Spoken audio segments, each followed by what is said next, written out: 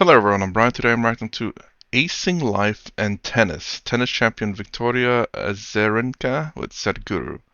What makes a winner? I'm not sure what kind of winner she's talking about. Maybe a winner in tennis, because that's one thing. A winner in life, that's a whole different thing. Yes. um, what makes a winner in life? One person who doesn't suffer. Essentially enlightenment. What makes a winner in tennis? Those who come with a natural born skill with it, and those who are able to adapt and practice and become better. It's not a competition. The better part isn't are you better than your opponent, but can you be better than yourself? If you cannot be better than yourself, you cannot be better than your opponent.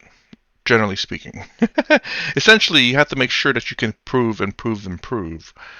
Because if you cannot improve, then if your opponent's better than you, then clearly you won't be able to beat your opponent. Generally speaking, obviously you want to be better than your opponent, but of course, first and foremost is you have to make sure you are capable of improving yourself first. So the first enemy or thing in life is yourself. Are you able to improve yourself? And are you able to continue to improve yourself? Anyways, let's go get started. Hopefully, I don't talk too much. Namaskaram, Victoria. Wonderful. I've just been a little while ago been watching all your magic points that you scored. Whoa, what a girl! Oh, thank you so much. It's my true honor to speak with you. I'm very excited, and I've been actually thinking about this moment for a while now, and I'm just very happy that I'm here today speaking with you. So it's my honor. Victoria, the thing is, right now this conscious planet movement, well, it's picked up very well on the ground, lots of heads of state are all coming together, all UN agencies, we have formed partnerships with them, they're all going. Yes. Lot of, political leaders, social celebrities, movie stars, musicians particularly, sports people are also coming in now. So it's going very well on the ground. So from March 21st, I'm riding from London to India through 25 nations. So this is 100 days. From March 21st, 100 days, we want the whole world to talk about soil. So, Yes. simple thing is whatever tweets you do, whatever messages you do, just instead of saying I love you, you say save soil, because that's the only way we can express our love to future generations, really. Yes. Yeah, and one of the things I have been before anybody reached out to me, I've watched a lot of videos about this movement before, and I love the idea and the way you're describing that for future generation. You know, my generation, I don't think of myself as old, still only 32, but I have a son who is 5 years old, and I feel like to get him educated on those type of things is really important, and that's what his generation is the one who is going to be part of future Yes. and probably affected more than our generation. So I always I that's kind of my mission also as a parent, to make sure that I give him tools and understanding of the planet.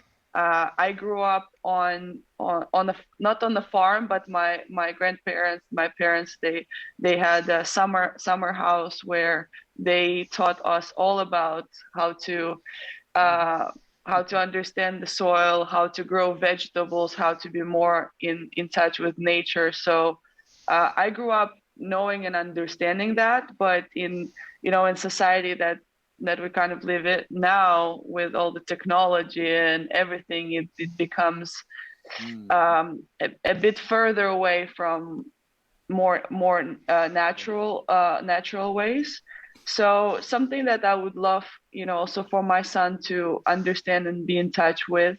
And thank you for bringing the light to this issue, and I hope that obviously with your mission, and little part of what I can do is to educate people more on the importance of it. Actually, I want to make a comment on what you said a little bit earlier about the natural process. What I thought of was it's kind of interesting. Obviously, I went to garden centers and different kinds of stores in the United States, like Lowe's and Home Depot, and I noticed like whenever you look at plants and stuff, you can buy plants there and like certain kinds of fertilizer or nitrates and stuff for the soil. And when you look at plants, they need certain kinds of. There's I guess maybe it's a three thing: nitrate, something else, and something else. I can't remember what they were, but but so essentially so that the soil itself will be more attuned to the plant, I believe. So it has all the proper nitrates and whatever. I can't remember. But what it made me think of is like it makes me think of these farmers as kind of like teenagers. You know, the one that has no time. They have to rush things. They have to, YouTube. You know, you can watch whatever show you want immediately. Whereas back in the past, you have to look. Oh, it's going to start at 5 o'clock, but a week from now, I have to wait. I don't know if you're too young for to understand that. Then whoops. Essentially, if there's a show that you wanted to watch, you have to go look at the. There's I guess a paper, or yeah, paper. Essentially, you can look at to see the showings of shows and when they'll start, what time, up to maybe a week out. And if there's something that started, that a show that you wanted, you have to look at the time and the channel, and then you have to wait until that time starts. So it could be like 1 week from now at 7 o'clock. It's like, okay, I have to wait until then to watch the show. Now everything is instant. You can get it when you want, essentially. and and how she whenever she said about how things are now versus the way they were natural. I'm wondering if that's kind of the same thing with the fact that, again, like I said, you can change the soil, the nitrates in the soil, and the whatever the other two things are. I can't remember, to better grow the plants that you have. If it's lacking something, you can add stuff to the soil. If it's lacking certain kind of nutrients or minerals or whatever, you can add it to the soil immediately without it having to naturally come back. It's kind of reminds me of, again, like the teenagers who can have things instantly. And like I said, how she said how things are done now versus natural, how we farm the land. I don't know if it's necessarily 100% natural, um, because we can, add things to the soil or control a bit of the weather in terms of perhaps the greenhouse. Covers so the plants can grow like a certain kind of humidity or whatever. And as opposed to it growing during its natural humidity times, we can actually create that kind of effect. So I'm wondering if that's kind of maybe ruining the soil or not. I don't know. I'm not a I don't know the soil scientist. I don't know what it is. And it's not a botanist, I don't believe. I know plants, but that's that including soil too? Probably. So, the important thing is everybody who matters in the world, we do it in a coordinated way. That for these 100 days, we want the entire world to speak of soil. From March 21st, 100 days. So that's what we are activating. I don't want to call this my moment because this is not about me. This is about life on the planet. This is a generational responsibility. See, every responsible scientist in the world right now is pointing out, by 2045, we will be producing 40% less food and our population will be 9.2 billion. That is not a world in which you would want to live. Compared to me, you're 32, you're still a baby only, okay? So, and you have a baby and a smaller baby, in 20 years' time, where I will be is a question mark, but all of you will be around on this planet and it's very, very important. Because soil is not our property, it's a legacy that's come to us from previous generations. Keeping it alive and passing it on to next generation is a most important responsibility that we have. People have been dodging soil as a issue for a variety of reasons, I don't want to go into the politics of it, but Right now, in the last 2 years that I've been working on this project, I've spoken to many scientists, many heads of states, various leaders, celebrities. Till now, I have not met one person who's spoken in negative. All of them want this to happen. Because one important aspect of the project and movement is that it is not against anybody. This is not against chemical fertilizer, this is not against oil company, this is not against anything. This is about keeping the soil alive. This is not about, what country you belong to, what race you are, what religion you are. It doesn't matter whatever you may believe in, but essentially all of us come from the soil and we definitely go back to the soil one way or the other. So Yeah. I mean, I guess an interesting perspective to put that, it's like, a good way to get countries into this is to say that, do you want your country's soil to be so bad that you cannot grow food on it? And you're going to be dependent on other countries to get food source. Is that what you want? I think every country kind of wants to be independent, able to grow their own food for sure, and not to be dependent on external countries for food for their people.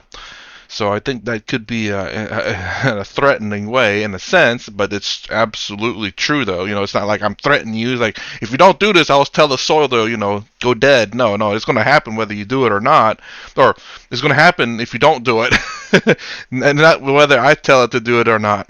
Yes, it reminds me of the of your question and answers that you do with the sessions where you talk. If people don't believe that you're gonna die someday, that's you're gonna be end up in a big surprise at some point. So yeah, that reminded me of that.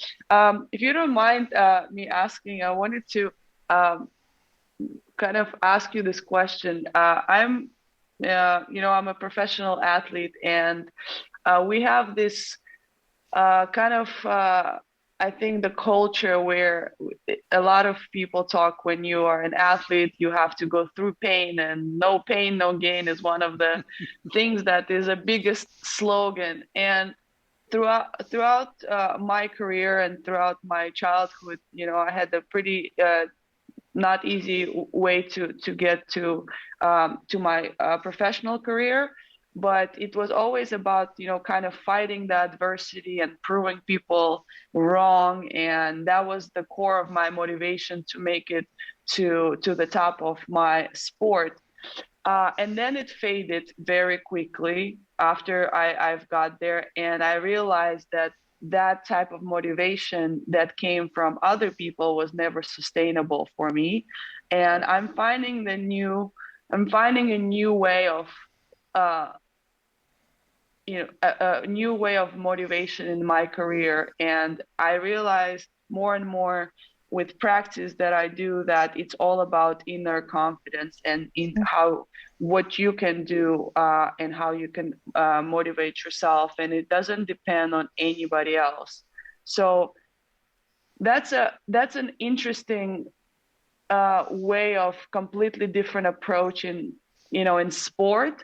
And I see a lot of young people that I love to mentor, and when I think about myself as a younger kid, I wish I had somebody who maybe could have explained to me a little bit better. So that's kind of when you were 15, I was still around, huh? Real quick with that, what you said in mind, this is the reason why I say the biggest competition is yourself, because even if you beat the number one best person, I mean, once that's done, what are you going to do? It's like, man, I already beat everyone. There's nothing else to do. But don't let that be the end of your motivation. Your motivation is like, I want to be number one. I want to beat the number one person. Once you beat the number one person, it's like, hmm, what else is there to do?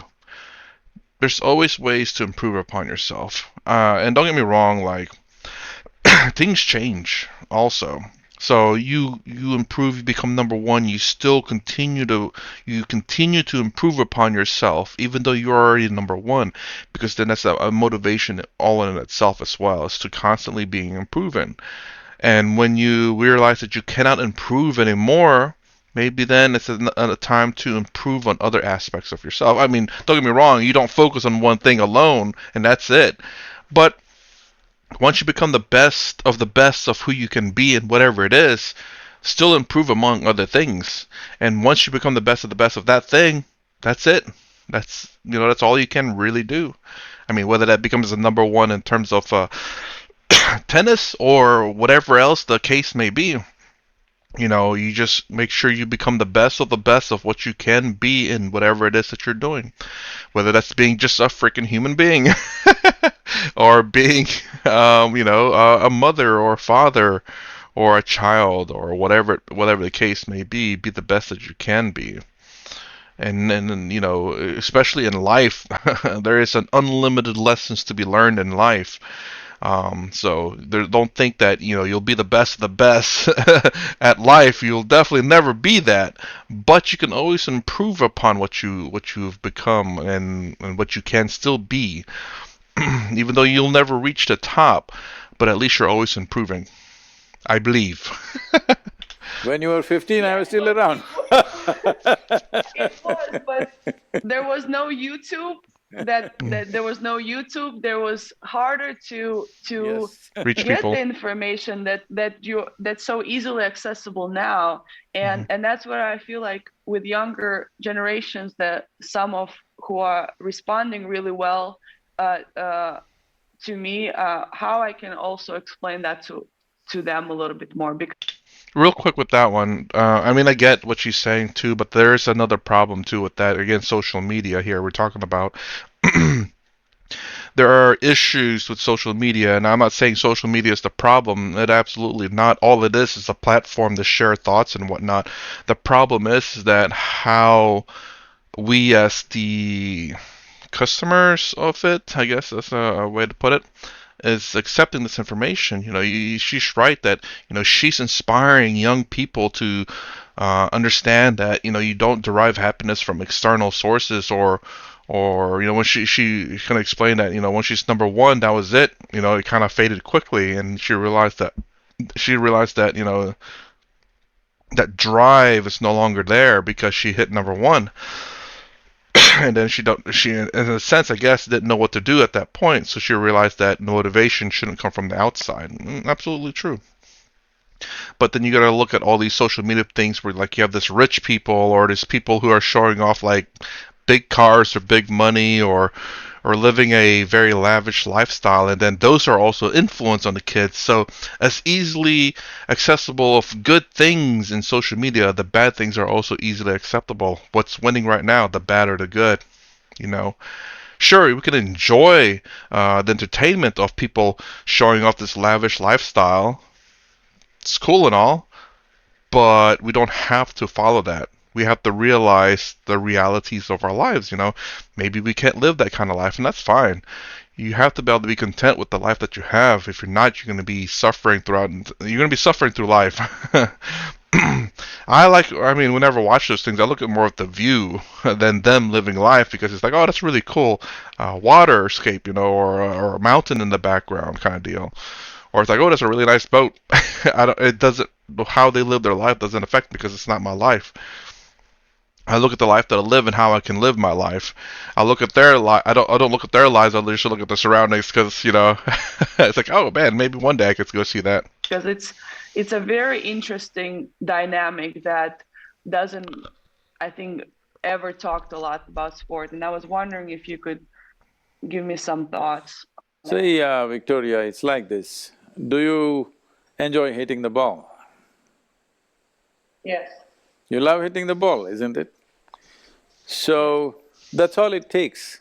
See, the problem is, most sports people are going like this. It is not necessary, because your sport, art, these areas, arenas of life are such that you're doing something that you love to do. At the same time, everything else is happening out of that. So, when you're doing something that you love to do, you just have to love little stronger, that's all. You should not love victory, you should not love the trophy, you should not love the money, you should just love hitting the ball. This is a great example. I play in tournaments in a particular type of game. I won't say what it is. I generally play things that don't have a very high win rate because I love a challenge. I love a challenge. And I just love the game itself. Like, I don't care what their win rate is. That to me is a challenge. Hey, I still probably lose. Maybe a little bit too much, but I still enjoy the game. Love hanging out with the people, love the game. Doesn't matter we're in first place or last place or last place, but you get what I'm saying. Of course, winning first place is nice, but I'd rather it be obviously a fair game, a real game, and do the best to our abilities, and enjoy the game, enjoy the company. That's what it's there for. Socializing with people who enjoy the game with you, and you doing it together. If that is very strong in you, you will hit the ball really well. If you hit the ball really well, somebody else will keep the score. I'm saying Yeah. that's all Yeah. that matters. Yeah.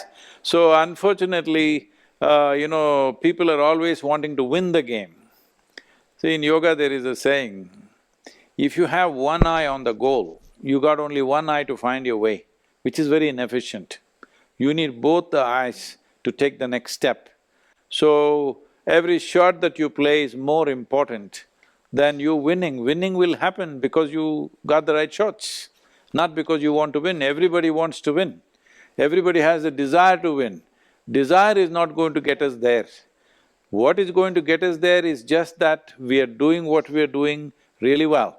Like here, you must come, someday you will definitely come to the yoga center and see how everything is being done. We have business programs where top CEOs come. They're all looking at the place and say, Sadhguru, how does it run like this? Everything is happening like clockwork, but nobody is managing anything, everything is happening well. How is this? So I told them, see, you are all devoted to the goal, you want to achieve something. We are just devoted to the process. Because Yeah. if you do the process well, the goal will come. Not because you desire the goal, it is going to happen to you. Every fool wants to win, all right? But will they win? No. It's not going to happen Yeah. out of your desire. So, being devoted to the process, hitting the ball is the process. And that's all that matters, how you hit it. I wonder if I had this philosophy. I think I kind of did. I think. Because I want to say, I want to be wise. I mean, I never really, I don't think I ever really thought about the end game necessarily. Obviously, there is an end game to things that you do, but you have to make sure you do the process correctly. Which is, I'm trying to think of a quote. I think they say in the West, whether you keep your eye on the goal so you don't lose your way, keep your eye on the ball so you don't lose what you're trying to hit, essentially. So, I don't know. I'm trying to think of Western sayings. You have one eye on the ball. I've not heard that. And one eye on the goal. You'll be halfway there. That's interesting. I like that quote, One eye on the ball and one eye on the goal, you'll be doing things half efficiently. Keep both your eyes on the ball. Eventually, you'll reach the goal anyway, because that's the end outcome, regardless whether you're keeping both eyes on the ball or one eye on the ball. Whether it's in or out, somebody is going to look at it. What is the point? Somebody is going to look at it. Who is the winner? Somebody is going to look at it. You don't have to look at all those things. You don't have to be motivated like this. Just with great joy, hit the ball. And your body and your mind functions at its best when you're joyful. I would like to see athletes laughing. I know I keep always using this with athletes because they're so serious and they're like, they're looking like death. What is the point? You're doing something that you love to do, and what is the point of this? So I always give Yeah. this example of the only one athlete that I know who's always grinning is Ronaldinho. The footballer, such a That's true, actually. such a big grin on Yeah. his face, no matter what sort of match, winning or losing, because you're doing something that you love to do and you will do it best only if you are in that kind of state. Otherwise, what your competency is, somewhere a few percentage points below that you will be. That's not how it should be. What your physical competence is, you must go a few percentage points over that, not below that. And those things happen to every athlete, I'm sure you have experienced it. The moments when you are totally there, playing it with great passion for the game itself, those moments you exceed your limits. Other moments when you're tense about wanting to win, you come below your own competence. In our lives, if we do not do what we cannot do, there's no problem. But This goes with what am I saying about there's two things you can do about whatever the situation is. Either you do something about it or you don't do anything about it. Or you can do something about it, you can't do anything about it. If you can't do anything about it, then there's nothing you can do. If you can do something about it, then you have two options: do something about it or don't do anything about it. I love that. if we do not do what we can do, that's a disastrous life. That should not happen to us. Yeah. Yes, that's a lot to not a lot to think about, but I love the how simple you always put things in where like, okay, why didn't I think of that? Why didn't I think of that before? But it definitely is I think it's very cultural where the athletes need to look a certain way and they have to not show any weaknesses and as you said being very like focused and well focus I think is one thing but being looking like angry and If you're laughing, there's if you're laughing, your opponent may not know what to do. exactly but the intimidation process happens sometimes before the game and it does work at certain moment when maybe you're not that aware of the game that is played with intimidation but No, I am aware of all the mental games that people play, but I'm saying this is also a game. See, if you're just no I meant joyful… not you. No, I meant I mean the to say, other among… athletes. among the athletes, I'm saying, well, especially in the boxing, I've been talking to some of the boxers like Mike Tyson and others. The whole thing is about intimidation. The previous night itself it'll start saying all kinds of things, all this. See, that is one way of doing it. Another way of doing it is, you go joyfully, even if they may not be willing, but you go and shake their hands and say nice things to them, and you play joyfully, you will see that will also kind of put them off the rails. But the Yes. important thing is not necessarily putting them off the rails, the most important thing is you never go off the rail, isn't it? Yes, that's the whole point about the intimidation game, is to get you off the rails.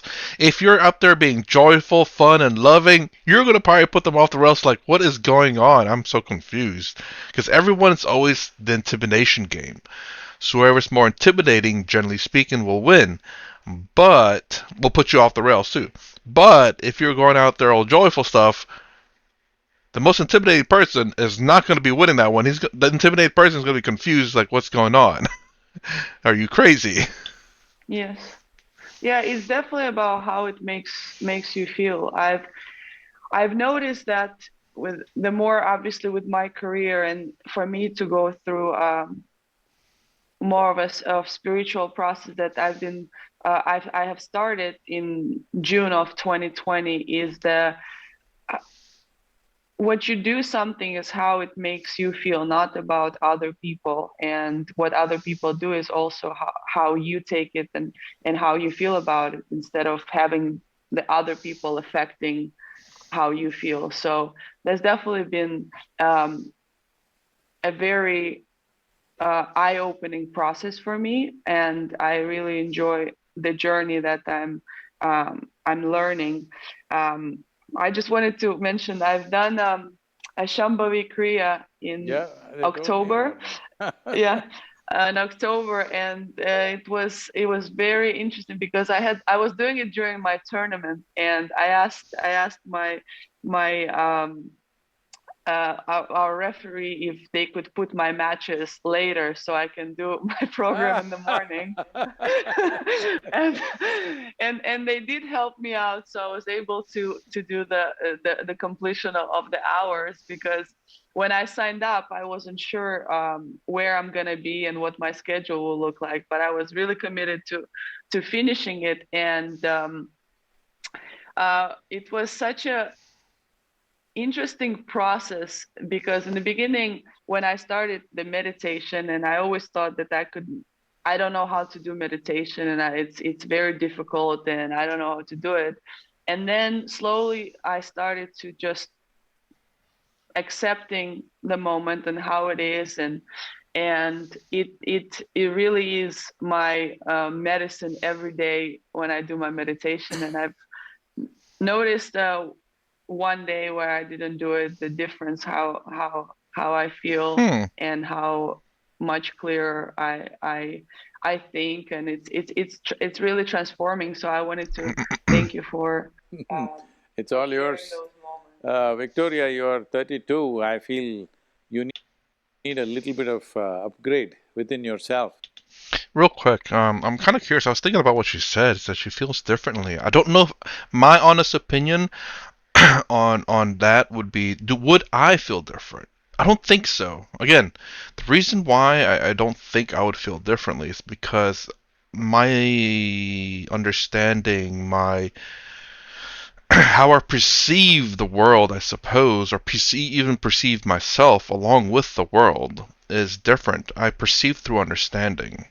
So, don't get me wrong, maybe I would feel better, but my perception and my thoughts would not be any different.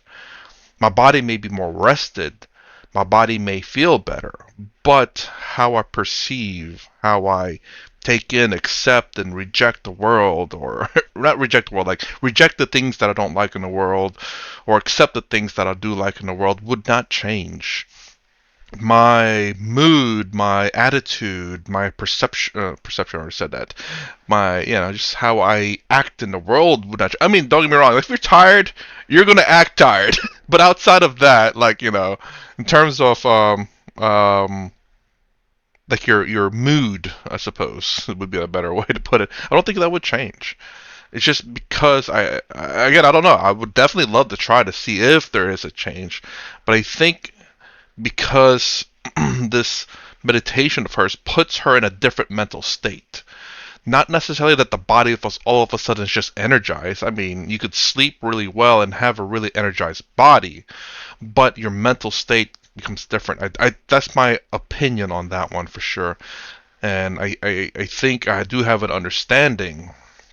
But again, could I be proven wrong? Yeah, absolutely. I definitely would love to try. I don't know if that comes from inner engineering or if that's something else that she took. If you give us 1 week a year, we will do something with you which will definitely heighten everything because I'm not saying you're old, okay? You're 32, as I said, you're a baby. But I'm saying as an athlete, I see when you were 21, 22, 23, you've done fantastic. But because body is not the same at 22 what you are and 32 what you are.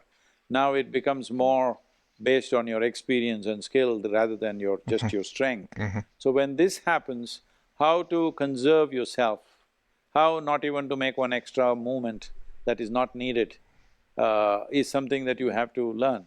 Because as you get Yeah. older, conserving ourselves becomes very important to be effective. We can't do the same wild kind of things that we were doing when we were 22. So, Absolutely. for that process, as an athlete, I'm sure you know these things. But if you spend a week in a year, either in United States or in India, we will set you up with something. There's enough space, you can also come with your child, it'll be good for him also. I mean, this is the thing that I absolutely love. I mean, this is just basically true about everything in the world. We are capable of discovering this on our own. We really are, because how is this possible? It's because normal human beings have achieved this. You say like, well, you look at. I know a lot of people probably look at the uh, rishis as the enlightened beings, the first few. I believe they're normal human beings, right? I don't know the complete story behind them. I believe, but they are normal human beings who have achieved enlightenment. You're a normal human being too. You can achieve this purely on your own, but it's just so difficult. It really is. But that doesn't mean you cannot achieve it. That's the kind of the beauty about, I guess, I'll say a normal human being, but I don't know if that's the right word. I mean, yeah. You're a normal human being, you can achieve it. You're abnormal, you can still probably achieve it too. I mean, all things are possible, I suppose. But and this is the kind of thing that I've realized whenever I went to college, and again, I always reference my world religion class. She was an Indian teacher. I remember she wore the garment and also had the red dot on her forehead. And she taught world religion. But the thing that stuck out to me the most was the Buddhism part about life is suffering. That stuck out so much and made me realize life. And whenever I not realize all of life, just realize I have to understand life. I have to understand it so I don't suffer from it. And with that, I slowly understood that I do not have to accept suffering. Again, I'm not sitting here saying that I've mastered suffering or ending of suffering, but I have overcome, I have realized certain suffering that I don't have to suffer it anymore. And,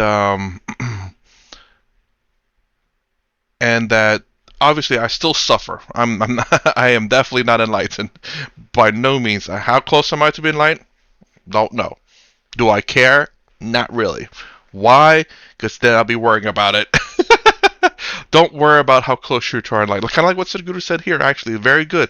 The goal is to be enlightened. If you have one eye on the goal and one eye on the path, you're halfway. You'll be 50% efficient. Just focus on the path. Don't focus on the goal. The path will lead you to the goal.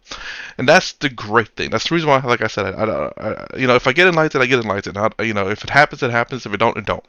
That's not that's not the big factor. And this is kind of like what I said about the person that talked to Chara Prashant, where he was like, I forgot how old he was. He was pretty young, like 23, and he was saying like, I'm so worried. I need to start becoming enlightened. Essentially, I can't remember the word he says, but essentially he was worried that he's becoming so old that he won't become enlightened in time. And that's not the way you want to be thinking about things. And he was so focused on the goal that he is falling off the path in a sense, because he has so much attachment to the goal that is completely the opposite of being enlightened, is the detachment of things. Okay. Yes, I actually because I do meditation every morning, and my son knows that please don't disturb mommy when if he wakes up, not to disturb me during my meditation, and he starts to imitate me a little bit because the way I think a little bit about parenting is saying something to your child is maybe valuable, but showing by example, I think it gives so much more benefit to them. And I try to approach it with everything like that. And my mom told me a couple times that if I go to work early or something, that he just sits down and just tries to do a meditation. And yeah, and actually I have some pictures of when I was playing the match and he was watching my match. He's sitting in the meditation mode because I would love to introduce him a little bit more to that, because I know how helpful it has been for me. And again, I wish I knew that, when I was a kid, but where I'm from, it's not very known. It's not really talked Mm-hmm. about. My parents never been introduced to any of that. They probably still don't understand what I'm actually doing with meditation, which is absolutely fine. But I would love to introduce my son a little bit more. And I watched the video where you speak about your daughter and how she was traveling with you everywhere you went, and she grew up with different surrounding, different people. And my son is a little bit in that way. He travels with me and he spends a lot of time around adults and a lot around kids as well.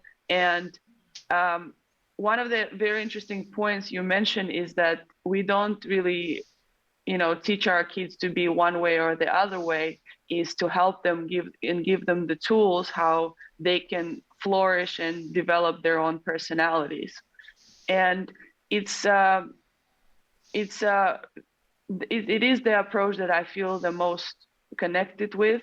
But sometimes it's I lose myself with how do I need to kind of impose sometimes a little bit of rules and a bit of a structure, and compared to kind of giving freedom and Victoria, Victoria, you still haven't seen anything. Once the boy becomes 9, 10, he'll give you the works. Speaking from experience, yeah, Sadhguru, huh? I guess I have time. He's only 5, so I have time. Well, it's okay, children are who they are. It's not that you shouldn't mold them at all, but you don't try to mold them to a point that they have to fit into the block that you have in your head.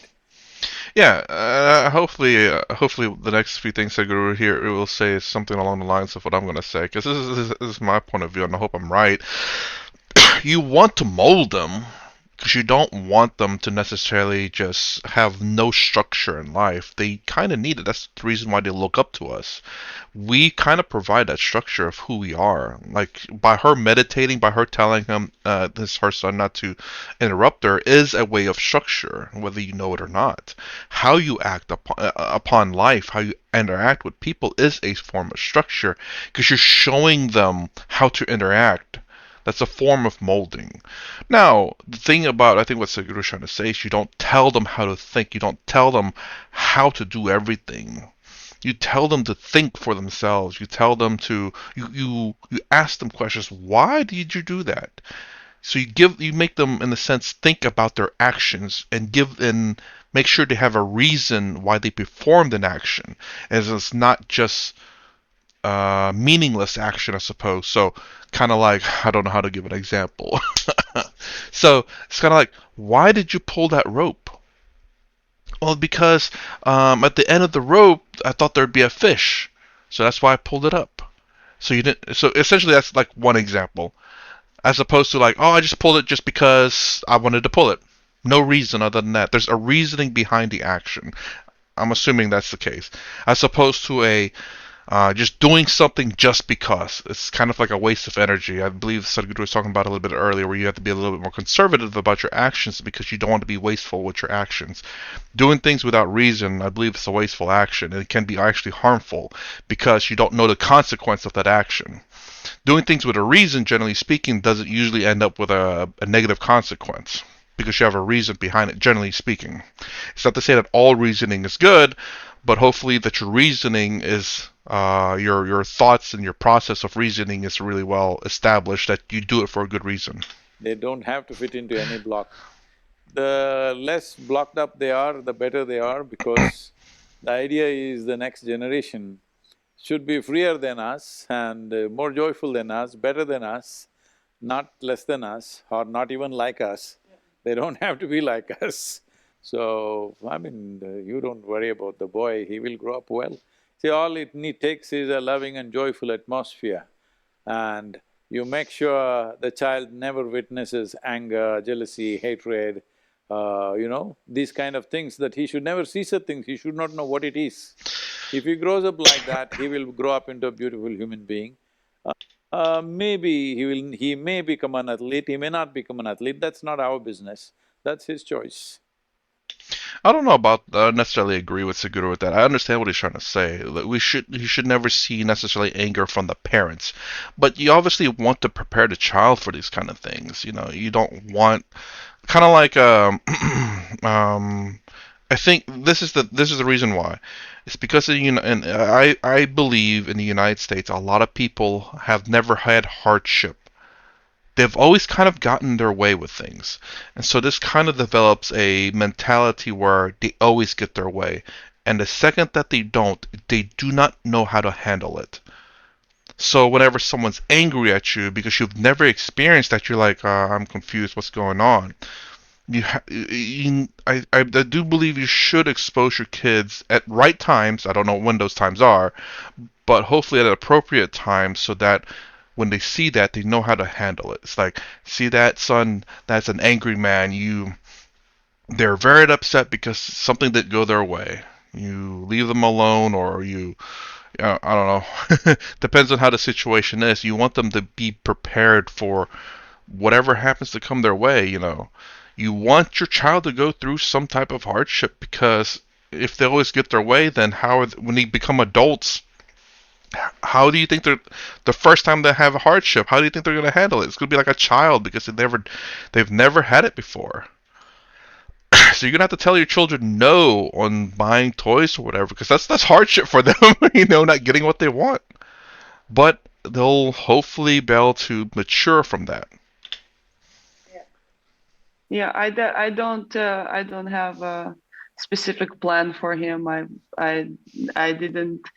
Um, I was actually very fortunate that a lot of parents of athletes have a specific idea of who they have to be and what they have to do. And I've been lucky that my parents wanted me to be the best that I can be and what I want to be. So I don't take it for granted looking at other situations. So when I think about what my son wants to be, I just want to support him in whatever he wants to be, and give him tools to be able to do what he wants to do. But In today's Western society, one important challenge you will have is to protect the child from influences which are negative, both offline and online influences. There is simply chemicals all over the place, and that one thing, yeah. if you just make sure that they don't make those kind of associations, rest of it is, children will grow up well. One of the things that I actually did, I've never been really drinking alcohol or anything like that, but I thought that if I will have to have a talk with my son, in 10, 15 years about alcohol, and he ever sees me drinking alcohol, that will be not a very compelling argument from my side. So I don't drink any alcohol at all. And I did it for myself, but also in mind with that. And I said, okay, if he doesn't ever see me doing that, then hopefully I can at least try to give a compelling argument, and then we'll see what happens. No, here I'll slightly disagree here. It's very slight. It's just there's nothing necessarily wrong with drinking alcohol. How much you drink is the problem. Not drinking it is not the problem. You can have a beer and be perfectly fine to have a social thing. The problem is if you keep taking, a couple of those things, that's where the problem happens. So drinking is not necessarily a problem. Drinking too much is the problem. It's always the amount. It's never necessarily the item itself. Like you can drink lots of water where you're going to be peeing like a racehorse. That becomes a problem. Water becomes the problem then. You drank so much of it, you can't stop peeing.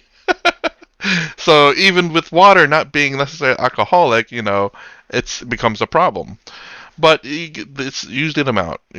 Just teach your children to be responsible. It's like I'm not going to tell you not to drink, but do understand that if you drink too much, you tend to do you can show them examples of people online. Hopefully, that'll scare them enough to not drink a lot. And just have one with your friends, and if they're genuine your friends, they won't peer pressure you into drinking a lot, and just establish that dominance. Nah, establish what's the word I'm looking for? Establish that rule.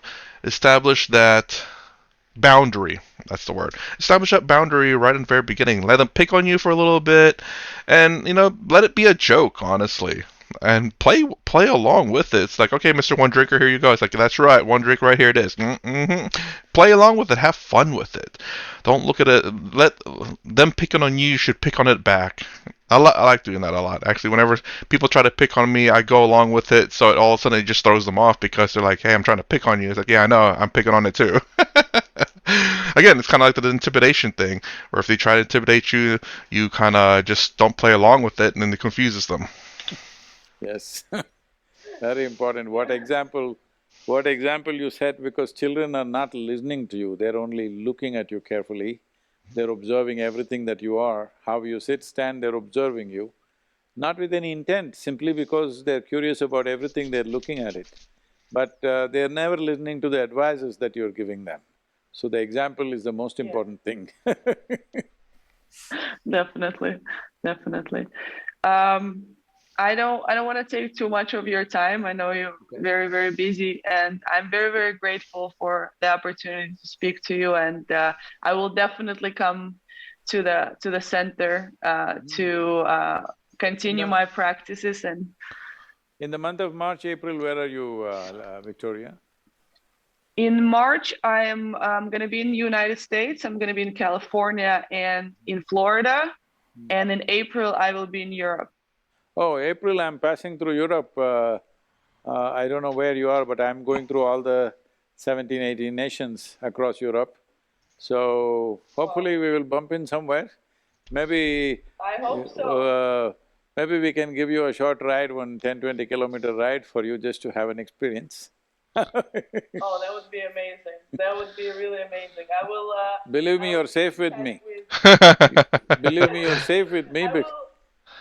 because Well, I've gotten this old without breaking a bone on a motorcycle. That means I'm good, you know. I've heard you talk about your wild rides where you don't even need to look because you've memorized the roads so well. So I believe that you are a very, very good rider. So I would love to join. But thank you so much for Thank you, today. Victoria, I and really appreciate all it. the best for whatever future tournaments you have this year. You must do well. Thank you so much. I'll be watching you, you must do well. Thank you so much, Sadhguru. I appreciate it. Namaskar. Namaskar. Thank you. Okay, so what I'll probably say to Sadhguru there is, Much, Sadhguru. I appreciate it. Namaskar. Namaskar. uh, yes, Sadhguru, you're very good riding by yourself, but with me on there, it might be a different story. Because it is a completely different type of ride when you ride with someone on a motorcycle. I have rode on a motorcycle, not with someone though, all by myself. I love it. It's very freeing for sure. But you just got to be careful with all the other people on the road, whether they can see you or not. High vis all the time. High vis all the time. Please be safe out there. High vis all the time. Safety gear very important. Helmet at the very least. High vis helmet, high vis jacket. Even if you can't wear the jacket gear, at least a high vis vest. $20 or whatever the price is. Hopefully, it's so worth the price, just to make you that much more visible from everyone else. Safety, very important. So, anyways, that's my reaction to Acing Life in Tennis. Tennis champion Victoria Azerenka, I believe. I don't know where she's from. But anyways, if you like my content, please consider subscribing, thumbs up the sound down below. Thanks for watching. I will see you in the next vid.